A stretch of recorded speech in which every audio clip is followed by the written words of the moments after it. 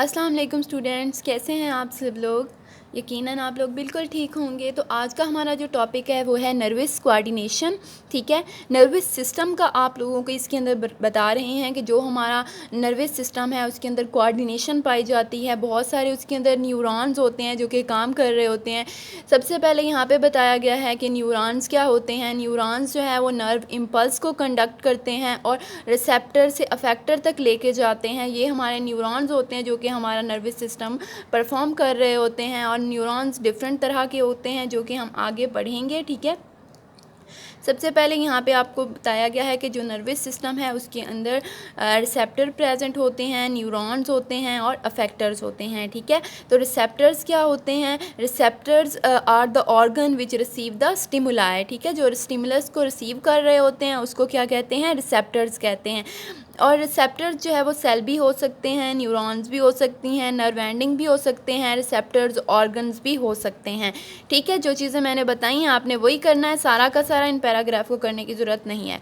Next हमारे पास बताया गया है कि रिसेप्टर्स को आगे क्लासीफाई किया गया है कीमियो रिसेप्टर में, मैकेनो रिसेप्टर में, फोटो रिसेप्टर में और thermoreceptor and nociceptor. Chemoreceptor मतलब केमिकल से समझ आ रहा है आप लोगों को कि इसके अंदर स्मेल, टेस्ट, ब्लड के अंदर जो कार्बन डाइऑक्साइड होती है, ऑक्सीजन होती है, glucose, amino acid, fatty acid, ये सारे के सारे जो हैं वो क्या हैं, केमिकल्स हैं और ये केमियो रिसेप्टर्स हैं।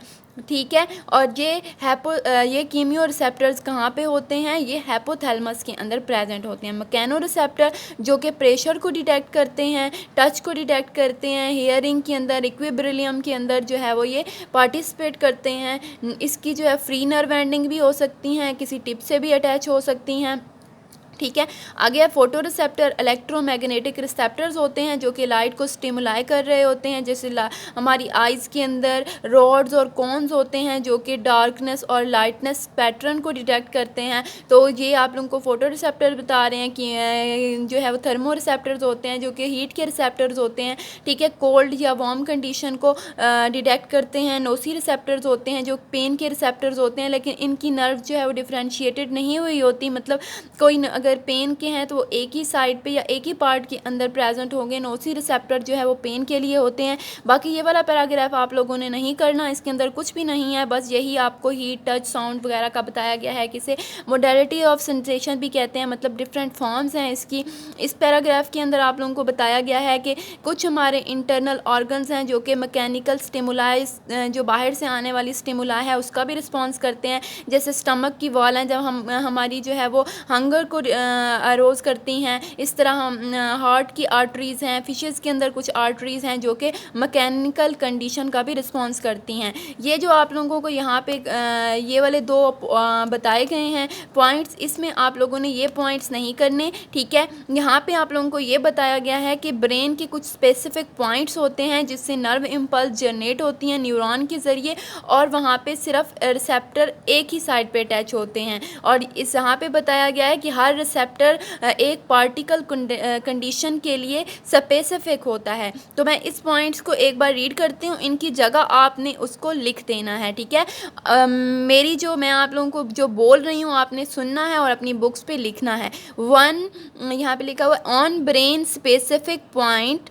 are present which receive different nerve message through the neuron from receptor at one side. On brain specific points are present which receive different nerve message through neuron from the receptor at one side. ठीक है, ये आपने यहाँ पे लिख देना है। मतलब ब्रेन के कुछ पॉइंट्स के ऊपर न्यूरॉन्स होते हैं जो एक तरफ से रिसेप्टर के साथ अटैच होते हैं और नर्व इम्पल्स को कंडक्ट करते हैं। ठीक है, और यहाँ पे लिखना है नीचे वाले पॉइंट्स पे each receptor is specific for particular type of stimuli. मतलब हर एक रिसेप्टर जो है वो हर स्टिमुलाई के लिए एक स्पेसिफिक रिसेप्टर्स होता है। ठीक है, तो आपने इस दोनों पॉइंट्स को कट करके यहाँ पे ये वाला पॉइंट्स लिख देना है। नेक्स्ट हमारे पास आ जाता है क्या आ जाता है हमारे पास? नेक्स्ट टॉपिक है working of sensory receptor with special reference. ठीक है, यहाँ पे आप लोगों को बताया गया है सेंसरी रिसेप्टर का, कि सेंसरी रिसेप्टर जो है वो आप लोगों को यहाँ पे डिफरेंट रिसेप्टर्स का बता रहे हैं कि 3 डिफरेंट टाइप के नर्व एंडिंग्स होती हैं जो कि टच स्टिमुलस में या फिर हीट या फिर कोल्ड या पेन के अंदर इन्वॉल्व होती हैं। कुछ हमारे पास जो है वो हेयर्स होते हैं जो कि टच स्टिमुलस को रिसीव करते हैं। ठीक है, मसेनर कार्पसल और पेसेनियन कार्पसल्स होते हैं। मसेनर कार्पसल जो हैं वो सिनर्स कार्पसल्स जो हैं वो टच को डिटेक्ट करते हैं, जो कि हमारी फिंगर्स के अंदर जो है वो लाई करते हैं। उसके अंदर लाइनिंग और रिजेस और पेप्लाई टाइप स्ट्रक्चर्स होते हैं। पेसेनियन कार्पसल प्रेशर को डिटेक्ट करते हैं। ठीक है, इसके बाद आप लोगों को यहाँ पे बताया गया है कि जो भी हमारे पास यहाँ पे टेरेस्ट्रियल जो भी वर्टिब्रेट्स हैं उनके अंदर जॉइंट्स होते हैं, जो कि जॉइंट्स के ऊपर रिसेप्टर्स होते हैं जो कि इस ग्राउंड के अंदर जितनी भी वाइब्रेशंस हो रही होती हैं उसको ये फील करते हैं। ठीक है, और यहाँ पे आप लोगों को बताया गया है कि स्टिमुलस जो है वो receive would either be transmitted in the form of repeated impulses और by more fibre carrying the impulses to the central nervous system. मतलब बार बार इम्पल्स जो है वो ट्रांसमिट हो रही होती है, तो उसके लिए बार बार इम्पल्सेस जो है वो जनरेट होती हैं सेंट्रल नर्वस सिस्टम की तरफ। जो है वो फाइबर्स लेकर, डिफरेंट फाइबर्स होते हैं या एसोसिएटेड न्यूरॉन्स होते हैं जो कि लेके जा रहे होते हैं इंफॉर्मेशन को। ठीक है, यहाँ पे आपको इस पैराग्राफ में बताया गया है कि हमारे पास जो है वो पेन रिसेप्टर्स जो होते हैं वो 27 टाइम मोर अबंडेंट होते हैं, बहुत ज़्यादा होते हैं कोल्ड रिसेप्टर से, और कोल्ड रिसेप्टर जो है वो हीट रिसेप्टर से ज़्यादा होते हैं।